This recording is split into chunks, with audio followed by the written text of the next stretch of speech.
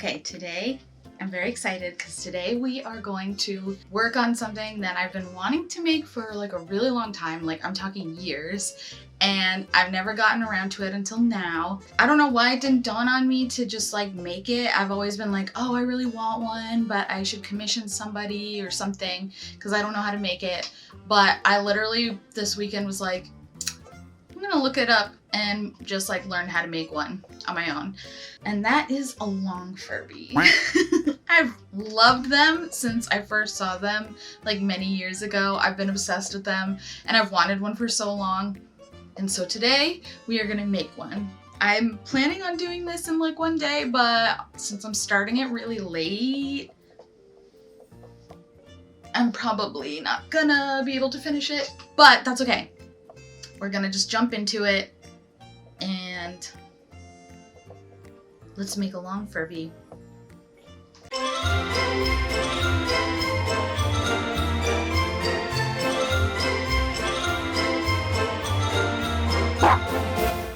I obviously started with a sketch and I wanted it to be more like vintage inspired, like the Rushton type dolls and stuff like that. So I was sketching out ideas, but these faces obviously I can't achieve with the faceplate that we have now.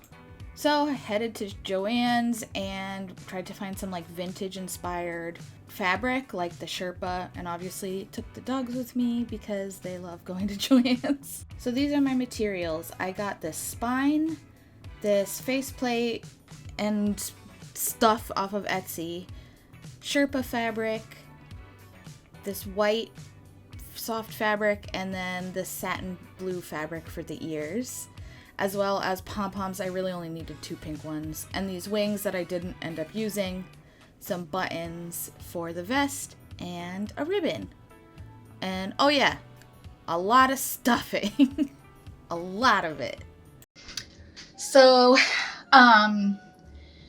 I downloaded this sewing pattern, a long Furby sewing pattern, from SoftPlushDigital, because I went to go start doing this and realized I have literally no idea what I'm doing. So I was like, oh, I'll get a pattern. I don't have a printer. So we're gonna have to improvise.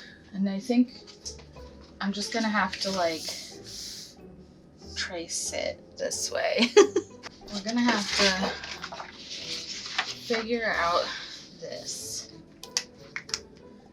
Yeah, so I literally just traced it off of my screen, which was kind of difficult because the paper kept slipping around on my screen, so I had to be really, really diligent on keeping my paper still.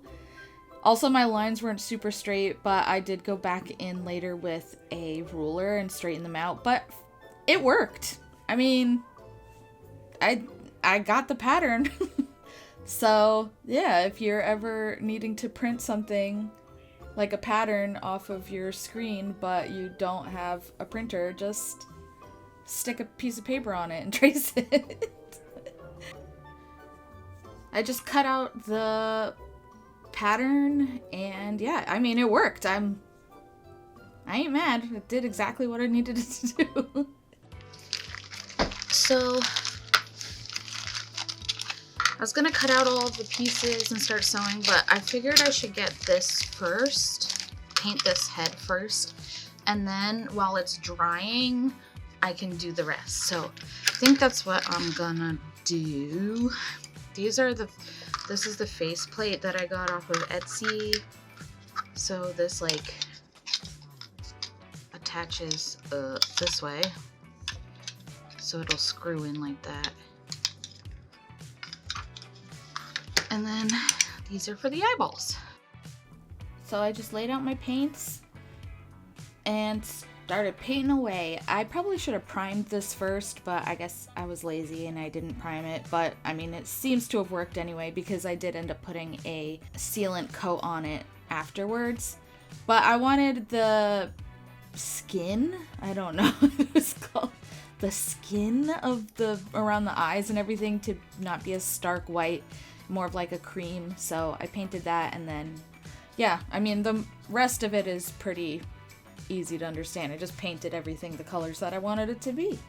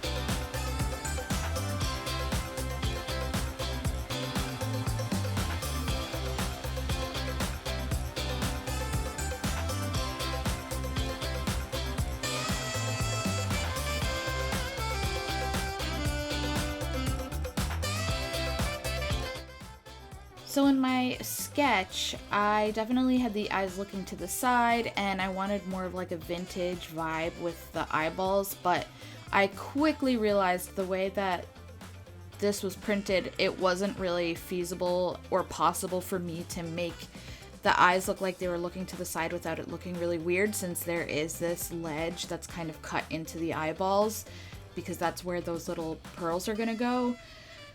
So I just did the best I could to make sparkly little cute eyes. I sprayed it and set it to dry, and then cut out my pattern out of the fabric.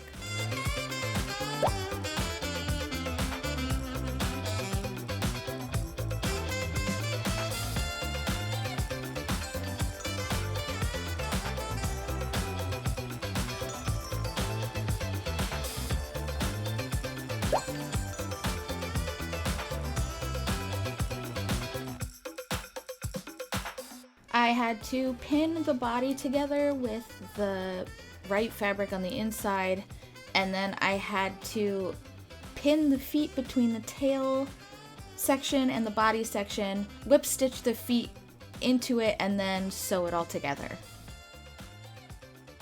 And voila, we got some cute little Pete's. Good morning, it's the next day. I started this late last night, like 10 o'clock, and I was working till, I don't know, like 2 in the morning, but I got the long body, I don't know, it's really hard to see, the long body done. I have some gaps here to put filling into. We're gonna flip them inside out, but we gotta do the ears first, I think. That's what the instructions say. Look at my mess table. Listen, here's something that I wanted to touch upon. Everyone always makes aesthetic videos, but I was like, maybe I should make sure that I do that all the time and make sure my backgrounds and stuff are aesthetic. But here's the thing is, it's not true to life. True to life, my whole craft area is like, looks like a tornado went through it. So maybe if I do this, it makes other people feel better that their craft areas are also tornadoes. So yeah. Anyway, let's move on to ears.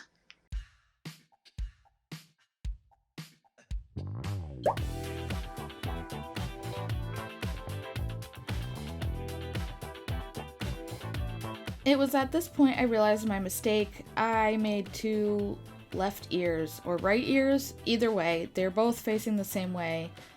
And I realized that I'm a dummy, and I should have flipped one of them, and I didn't, so I had to make a whole new one.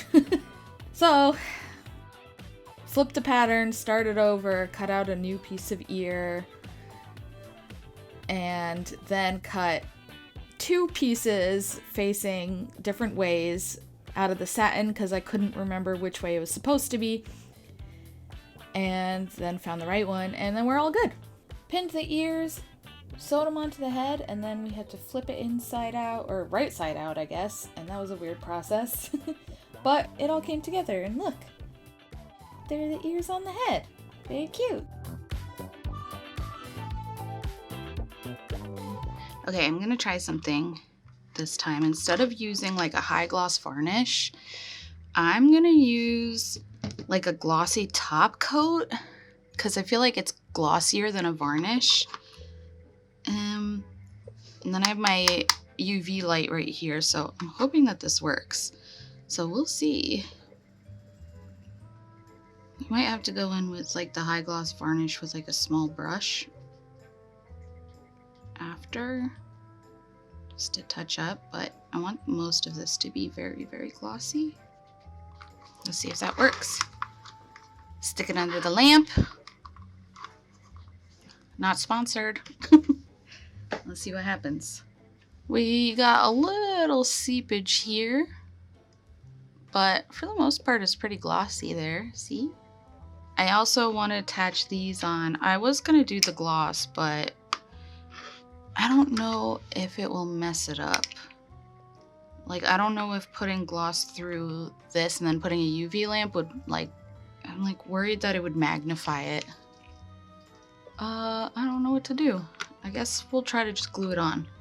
Just kidding. So, I might have to do it anyway because all I have is E6000. And E6000, as you can see here, this thing broke, unfortunately. It doesn't really dry clear. And I don't want the eyes to be cloudy, so I don't know. I think I'm just going to give it a shot and see what happens and hope that it doesn't mess up. I don't know. We'll see. Oh, actually, I have a nail glue gel that I feel like might work because nail glue I think normally is very clear. So we're gonna give it a shot and just see what happens, I guess, and hope for the best. So I'm just gonna put nail glue all over this eyeball. I don't really use this nail glue, I use something else, so I think it's gonna be okay. I don't know. We'll see. One eye. Don't explode. It's not exploding so far. I definitely have bubbles. Okay, well, I'll have to make sure I don't put bubbles in the next one. I have a little bit of bubbles in it, so I'll try to do a flatter thing here, but that worked. Cool. Now we're gonna add some regular high gloss to the I almost said the lips, the beak. This one's just a regular high gloss that dries down.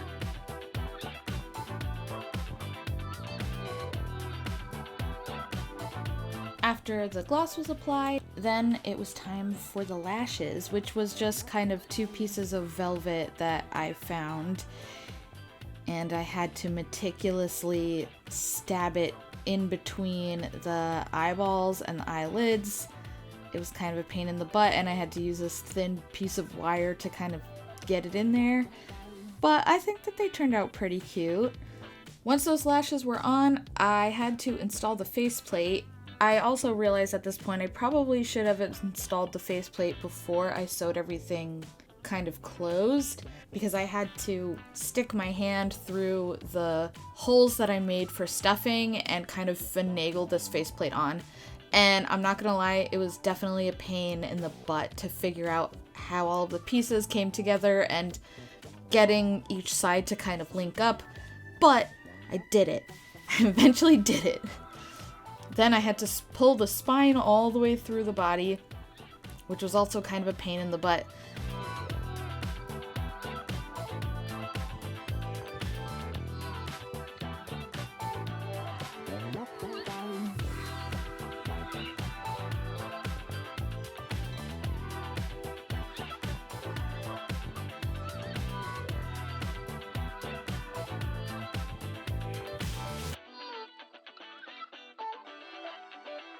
One of the last things I wanted to do before I started stuffing him, her, whatever, was to attach the cheeks.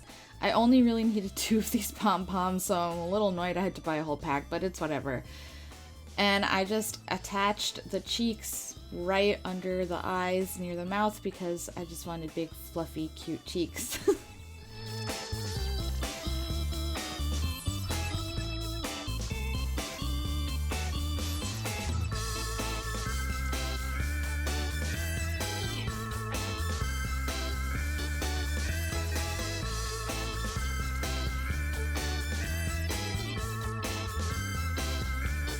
And finally, it was stuffing time. This was very satisfying, although I went through like 1.5 bags.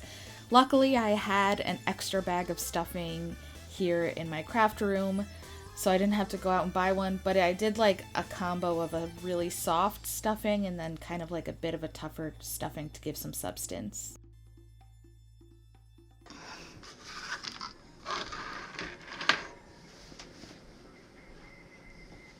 My child.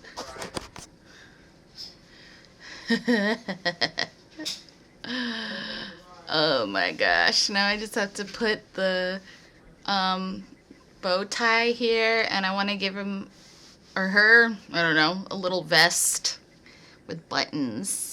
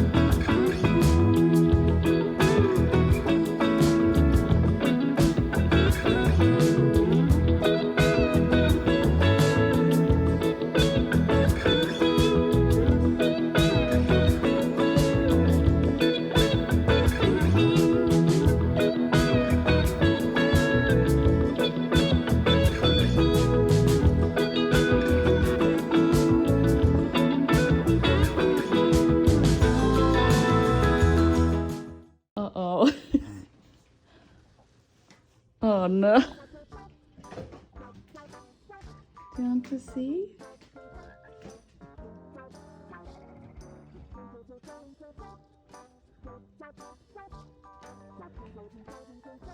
You want to see?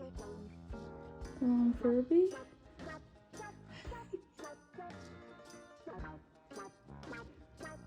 What do you think?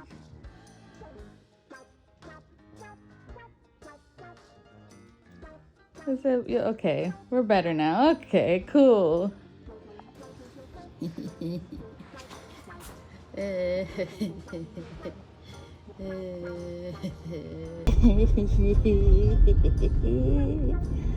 Oh, you're having such a good time looking out the window.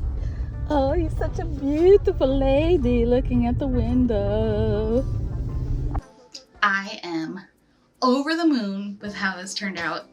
For somebody who really doesn't know how to sew, the tutorial by SoftPlushDigital on Etsy was like super helpful and super easy to understand and follow along. I feel like I impressed myself. I mean, like the seams and everything look really good, and yeah, it just turned out really, I don't know, for like my first time sewing something this big, I'm pretty excited. I love her. Him? Them? I don't know. Do Furbies have a gender? Are they genderless? I don't have a name currently. I was thinking of naming them Phoebe. I'm open to other ideas, other names, but she needs a good name. He, they. All pronouns are acceptable for this Furby, this long Furby. I'm just very happy. I have wanted a long Furby for a really long time, and I've thought of commissioning them, but I just never got around to it. And then literally, like over the weekend, I was like, I could just learn to make one on my own. And then I went on Etsy and found the parts and the tutorial, and I was like, oh shit, like I can definitely do this. Yeah, I'm pretty happy with how it turned out. Okay, so some things that I like, some things that I feel like I could do better on next time. Things that I like, the cheeks. I like these little cheeks. They're so cute. And I like her sparkly eyeballs and her eyelashes, although I feel like I could have done a little better on the eyelashes. The eyes, the glue really did end up working pretty well, although there are some bubbles in it, unfortunately. So the one thing that I noticed pretty quickly on is when I started painting the faceplate is that I couldn't really make it as like vintage looking as I wanted it to be because of the way that the eyes, why is your face? Sorry, Diglet's trying to jump up on my lap and his tongue's hanging out of his mouth. Okay, so the one thing I noticed, I have a lot of creatures on me right now. The one thing I noticed was that the faceplate was really difficult to make like vintage looking because of where the eyes and like these little, can you not? The the little like gems on the eyes, like where they were, I couldn't make this little Furby look to the side like I wanted to. But I kind of, after making this big one, I wanted to make kind of like little small ones like this big and like thin, and maybe make like my own faceplate that's like Furby inspired, but like a vintage version, like a vintageify one where it's like that really cute, kitschy style. And then, I don't know, make those. I also have a ton of cow print left from my corset video that I did, so I kind of thought it would be cute to make some like cow print ones. I don't know. I'm really happy with how this turned out. I feel like it's nice and appropriately cursed. I love long Furbies. I know a lot of people don't like them, but that's okay. You know what? Different tastes make the world go round. Or something, I don't know. Yeah, then my long Furby. What do you think? Do you like them? Her? Him? She's beautiful. She's tall. She's a queen. Give me a name down below that you can think of. Yeah, that's it. Should I make more? Should I make the little long ones maybe? I could make like a few of them. I don't know. Tell me what you think down below. Maybe I'll sketch up an idea, design. You can tell me if you approve or not. Okay, that's about it. Goodbye. Goodbye. Where are you going? Goodbye. Goodbye. Goodbye.